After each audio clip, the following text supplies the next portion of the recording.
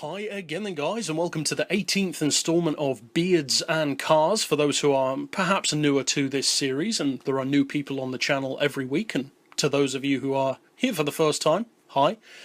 This is a series where we talk about stuff which doesn't necessarily need to be in the week, in say a car tune or a car review video or in Rivals.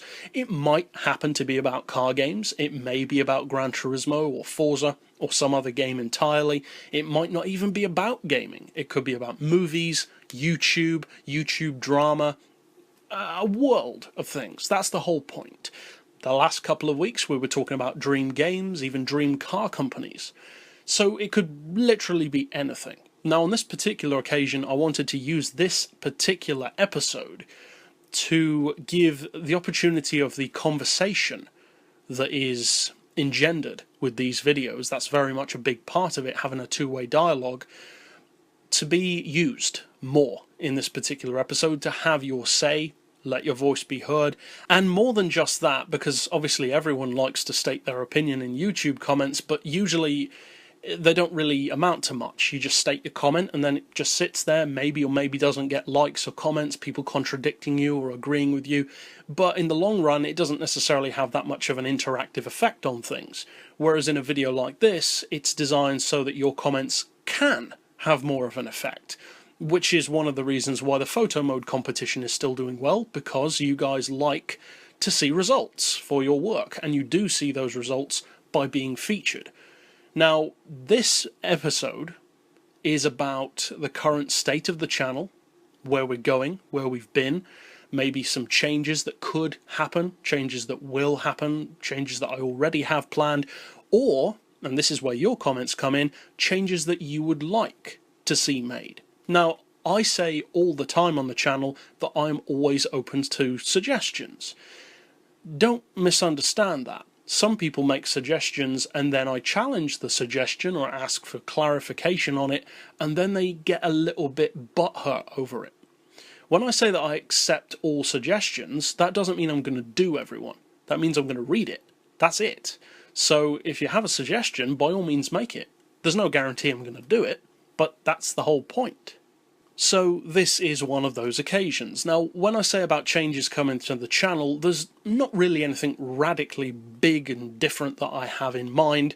Many people were worried, more so months ago than now, that I would stop producing Gran Turismo 6 content because of Gran Turismo Sport. Now, it's interesting to me that even though a lot of you same guys are still watching the videos, I don't hear those comments as much. Now, part of that reason may be because I reassured certain people back then that that would not be the case, and I don't have any plans to change that immediately. However, it is interesting to me that people may be changing their viewpoint on that, and maybe are getting a little tired of Gran Turismo 6, because of course the game came out in late 2013, we're now midway through 2017. That's a long production cycle for a game. A lot of people have commented on that. I'm far from being the first to mention it, but I will definitely mention that having gone online a few times over past weeks to have some just banter and silly fun, I have noticed that the lobbies are definitely dying out. Seriously dying out. There are still a lot of lobbies up, but nothing like what there was before. Now, with that being said, by definition then, there must be less people playing the game. And I know from comments that a lot of you guys, well not a lot, but certainly enough to notice, put comments on my Gran Turismo 6 videos, such as special projects, not so much on the review videos, because those tend to be kind of timeless, because you could view that review as for GT6 or GT5 or GT4 even if the car has been featured, so those don't really apply as much, but stuff like tuning for Gran Turismo 6, I see it more on, where people say, I would like to do this, but I don't play Gran Turismo 6 anymore, or I don't own Gran Turismo 6 anymore. I do get those comments more over recent weeks. So it's interesting to note that maybe people are starting to change, starting to get a bit tired of Gran Turismo 6. Obviously a lot of people got tired very quickly after its release.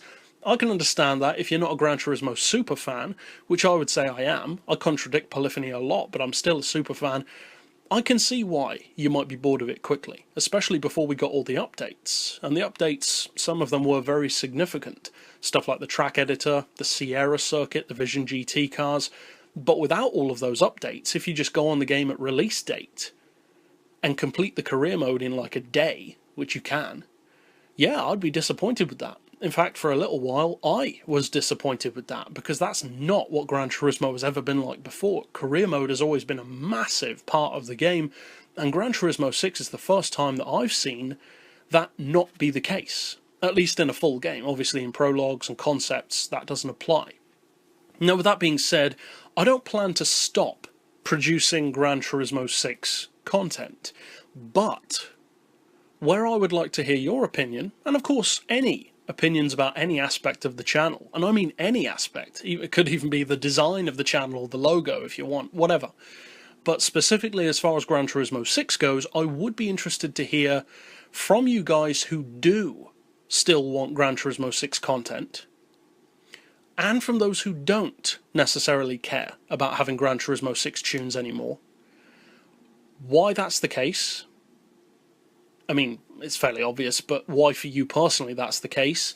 Maybe put down in the comments if you don't play Gran Turismo 6 at all anymore, because it would be interesting to get a gauge for me to know if I'm going to put out a video, how many people are actually going to benefit from it.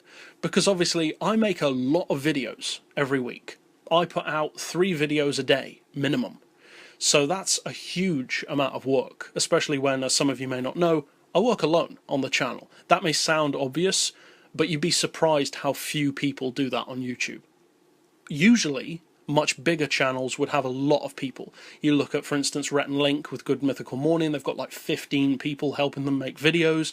You've got channels like Smosh or Watch Mojo who have like entire businesses based around that channel. Screen Junkies, for instance, Collider Video, they have a lot of people working with them, and various other channels as well. Then you have some channels which are much more personal in the interaction with fans. It's much more of a one-on-one experience, and those tend to be gaming channels that do that a bit more. Vlog channels do kind of as well, but gaming tends to be the one that people notice more. Stuff like PewDiePie, where it's just him and you most of the time, or Tobuscus even, where it's just him and you.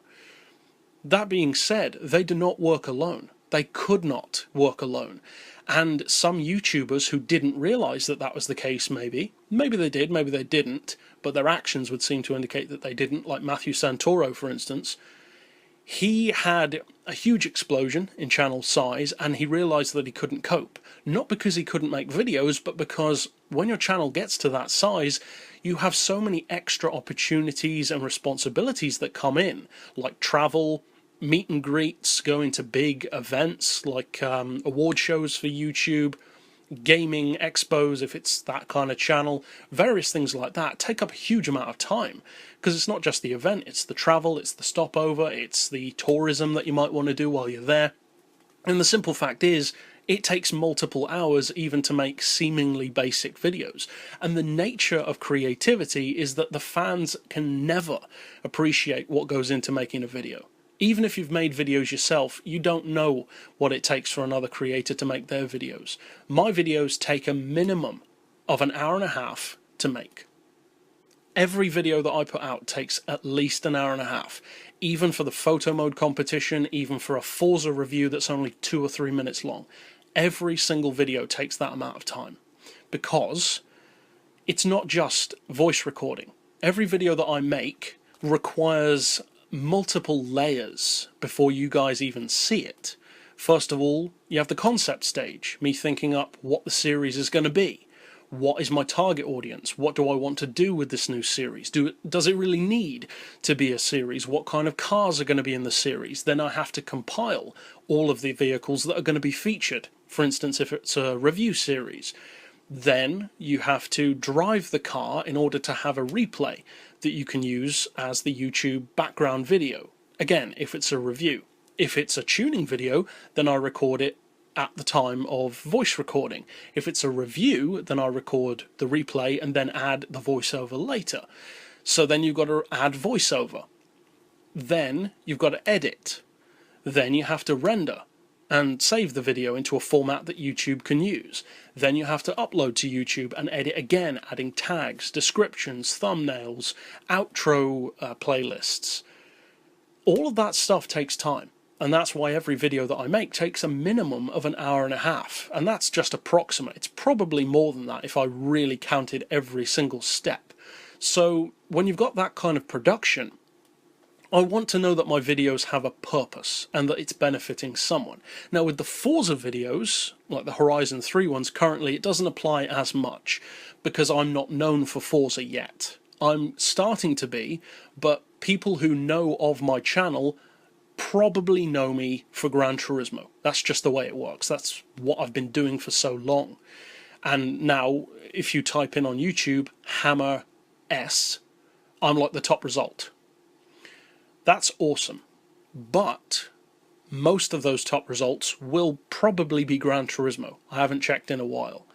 But for Forza, because I haven't been doing it as long, because the audience isn't there as much, that's not really an accurate gauge yet of how many people are going to watch it. And it's interesting to see how different games do differently in terms of how popular they are on the channel. I've noticed that Gran Turismo 6 videos don't do as well as Gran Turismo 2, 3 and 4 videos do. And that's understandable. A lot of people have a lot of nostalgia, especially for Gran Turismo 2 and 3. That's cool, but obviously making videos for those games only lasts so long, because there are very few cars that those games have that are unique and that people actually want to go back and watch videos of. Whereas with newer games, you have the advantage that it's current. So of course people want to see stuff for that. That's why I'm doing the Horizon videos. I'm not doing the Horizon videos just because I can't be bothered to do older Forza games. It's a simple fact of business and marketing. Although I would love to make videos like tuning for Forza 2, for instance, or Forza 3, there quite simply aren't as many people playing those games as there are Forza 5 or Forza 6 or Forza Horizon 3. So as much as I want to make games for everything or make videos for everything, it's just not a smart marketing move. And with the time that I spend, I have to conserve that and make it worthwhile. That's a pretty obvious thing to say, but that's just the way it is. Now, with that being the case, Gran Turismo 6 videos vary in the response that they get. Not too surprisingly, the best videos that I put out on this channel in terms of consistent views are GT Sport videos. Every single GT Sport video that I've put out has at least a couple thousand views. And if they don't have a couple thousand views, it's because I put it out yesterday. Back when Gran Turismo Sports Beta, for instance, came out, I got like 20,000 views in a week from part 1 of that review series. Now, though, it hasn't increased at that rate, because if it had, I'd have like 2 or 3 million views on that video by now, and that's just not the way it works. And that's why you've got to get in quick on these new videos, because you've got to stay relevant. And of course, many of you guys know this, many of you called it ahead of time, that when Gran Turismo Sport comes out, it would really help out the channel. And it did, even though it was just the beta. And this is where you come in, because of course I want to put out content that I enjoy, which I already do. There are some videos, if I'm completely honest, that I could totally drop and I wouldn't really miss them. To be honest, I could drop special projects and I probably wouldn't miss that series. And it's not because there aren't more that could be done, it's because we've done so many, and we've done so many really outstanding ones that people would say, yeah, that's an obvious choice, like a Challenger Hellcat or a Charger Hellcat or a Ford Focus RS replica. Those very obvious choices of car that people want to see featured. But we're getting to the point where it's getting to be more and more obscure stuff, and I don't want it to run too thin on the special projects front, because of course special projects doesn't need to just be Gran Turismo 6. The playlist for it will probably stay Gran Turismo 6, and I'll make a new playlist, for instance, maybe for Forza special projects or something like that. But those videos are the kind of ones that I need feedback on, because if I'm putting the time into making them, and another little insight for you guys, of all the videos that I do, very few of them are done on the day. Most of them are prepared ahead of time, and then I just record the audio for it, my voiceover. But stuff like special projects, that's one of the relatively few times, and also Dirt Masters Unplugged falls under this same category as well, because that's basically just special projects off-road. They are some of the only videos that I actually record at the time of doing it. So if I'm still going to be doing those videos, because as I said, I do plan to keep doing GT6 content as long as a good enough amount of you guys want to see it, because there are definitely plenty more Gran Turismo 6 car reviews still to come. There are a number of series which we have yet to finish, and there are a number of series which I'm going to revisit, not just with Gran Turismo 6, but with others as well, as we have done already with GT2, GT3, GT4, even GT5. But it's specifically with stuff like GT6 that I would like the feedback on. Now, for stuff in the future that's going to change, maybe new stuff that you can expect on the channel, obviously in the coming months, Gran Turismo Sport is going to be getting closer. We have that official, release date now. When the game comes out, of course, I'm going to be doing videos for that. The videos will follow a similar format, doubtless, to what we currently do. Part of that, though, will depend on the tuning on the game, because with car reviews, it doesn't really matter. You can review a car regardless of tuning. But with the tuning, of course, you need to have upgrades available, you need to have certain tuning capabilities in order to do a similar kind of video to the ones which I currently put out. I personally don't expect to be doing very many top speed tunes for Gran Turismo Sport, because the confirmed cars don't tend to be ones with high top speeds. Having played the game, I can say that very few of the cars even get over 180 miles per hour. So the game just isn't about that. I would not be at all surprised if Special Stage Route X is not featured, even as a DLC, because it's just not a normal Gran Turismo game. That's not the purpose of the game. And it's much more about traditional motorsport, if you will, in that way, that kind of blank pane FIA style event with different classes. But that allows for certain tuning, mostly track tunes, for instance, not so much for stuff like top speed tunes, or drag tunes, or maybe even PP specific tunes, because of course we're not going to have PP specific events. We have class events, which is a much broader thing, but the vast majority of the cars in the game are probably just going to stay within that class, because so far we've already seen on the beta with the balance of performance system that you could take something like an Aston Martin Vantage with whatever it has now, like 550 horsepower stock of course being relative, but then you take that into an oval event and the game automatically gives you almost 800 horsepower, but it's still a Group 3 car. So you could optimize cars for certain classes, and that will probably be the vast majority of the tuning. But suffice to say, I really doubt that the tuning, if I do tuning for Gran Turismo Sport, which I do hope to, I think it may be radically different to what we currently do. I highly doubt that there will be many, if any, top speed tunes. I would not be at all surprised if there is no need or availability even for special projects, because a lot of the cars that we would do special projects for are already on the game. Stuff like the Challenger Hellcat is already confirmed. I don't believe the Ford Focus RS is yet. I may be wrong about that. I think the ST is. I'm not sure about the RS. It may or may not be, I'm not sure. But there are some cars which you probably can tune, but I don't know, I just don't foresee many special projects coming out of that game. The kind of tuning which does leap out to me that probably is going to be featured will be stuff like drift tunes. You will have people doing drifting. I'm not sure if that's going to be a big part of the game, but doubtless people will want to do that.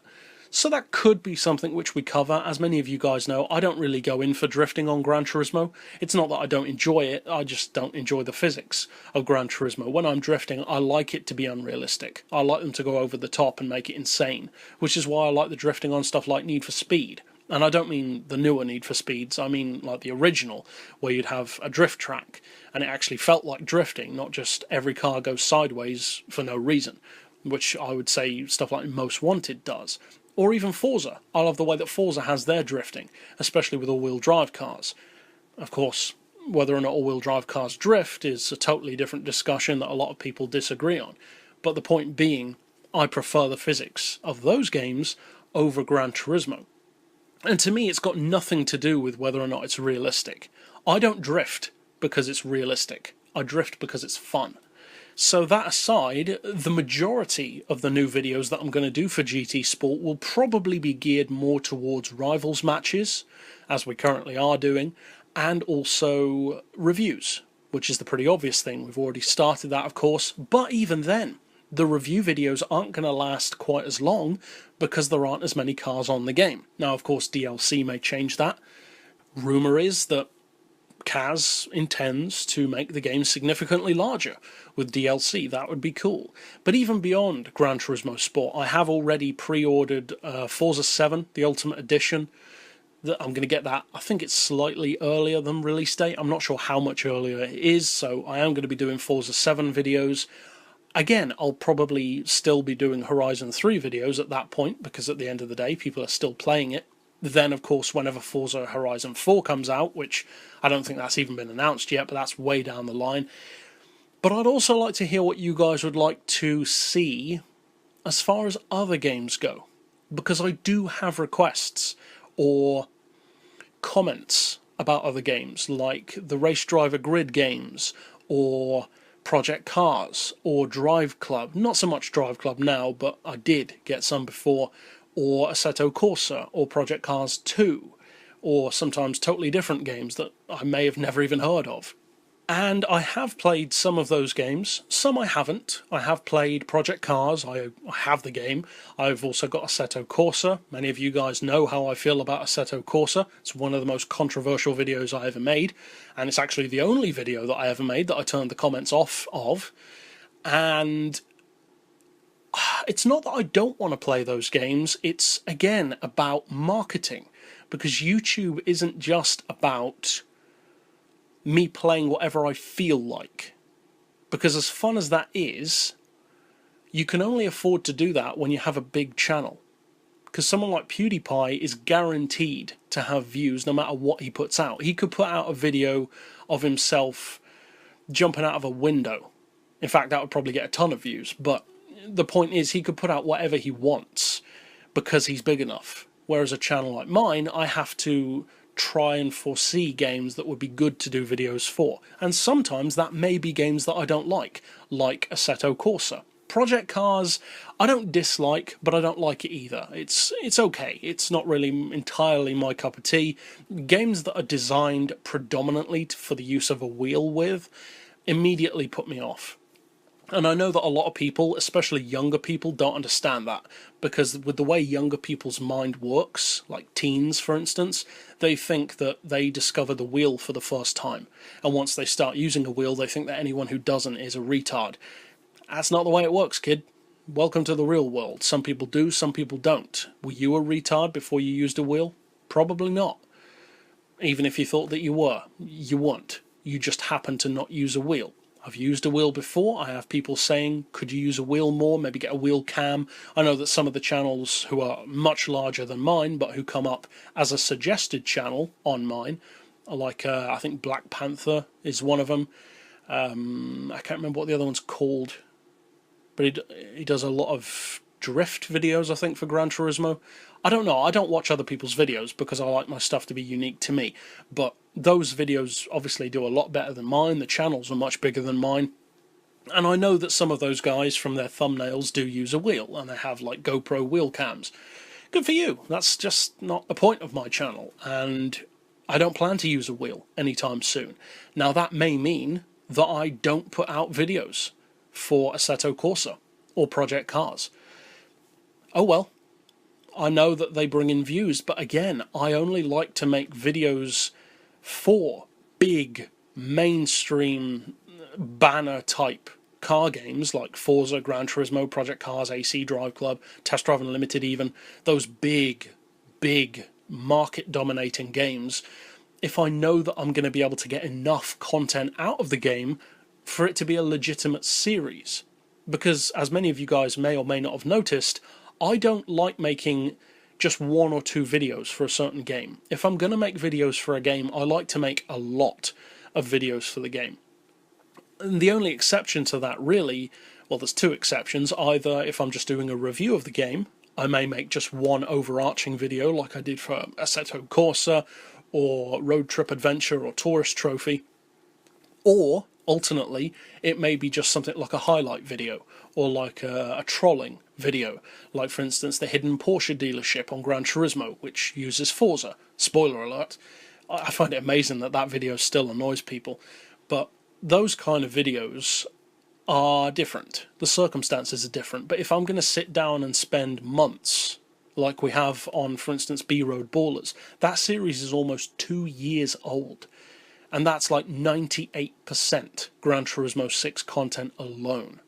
So if I'm going to sit down and spend time on a game, I want to know that it's going to be that kind of feedback and that kind of value of time. Not that I need 100 episodes out of it necessarily, but that I can make a good amount of content out of it.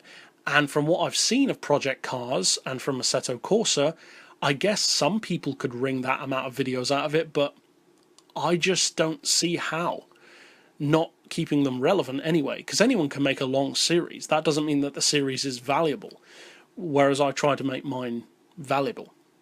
The amount of cars on those games are far less, so review series by definition aren't going to last as long. And the tuning, again, like what I said about Gran Turismo Sport. In fact, in many ways, Gran Turismo Sport is becoming more like those games. Less cars, less tuning options, more about just driving. Which to me sounds like the worst thing I've ever heard. But whatever, they're obviously trying to compete with those games.